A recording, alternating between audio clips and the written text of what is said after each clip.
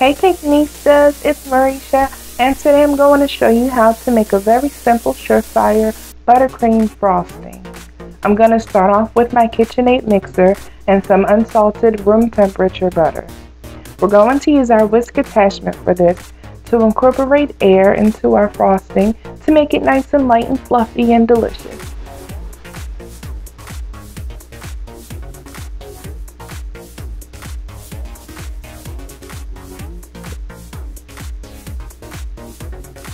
We're whipping the butter for a few minutes just to break it down and further soften it.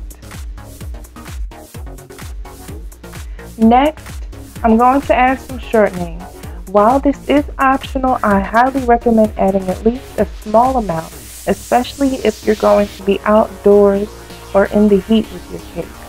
Shortening has a high melting point, which in return will give your frosting a higher melting point than it would have if it were to just have butter. Not to mention, it has a lot of great fluffiness to the frosting. At this point, I whipped it up for a few minutes, about 5. And then we're going to scrape down the sides of the bowl. And as you can see, if we were to not scrape up the bottom, there's a possibility of getting tasty butter chunks in your frosting. And we don't want that. So after that, you're just going to add your confectioner sugar. And you're going to do this by whipping slowly.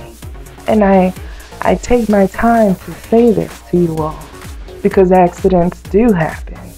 And as you can see, in a few seconds, I've experienced a small accident myself. But, it's okay. So just clean up, and regain your composure. I was singing a song and I thought that I could sing and whip at the same time. But no, don't do that.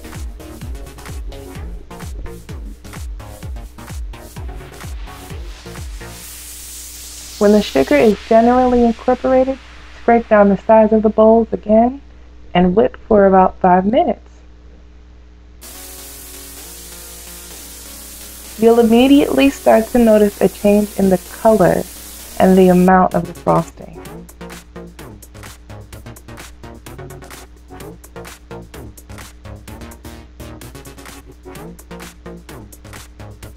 This is when you'd add your flavorings. I do a cap full of vanilla no matter what flavor I make, even with chocolate.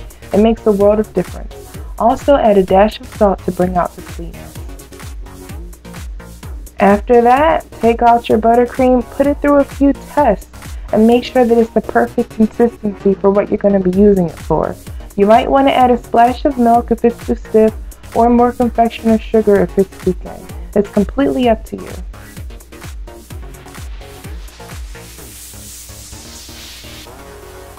Yeah, check that upside down action. Ta-da! This is what I did with the frosting. I colored half of it green and kept half of it white for my rough ice ombre green cake, which you can find in the link below. Here's the cake. It's absolutely gorgeous. I love it. You can also find how I made those toppers in the link below.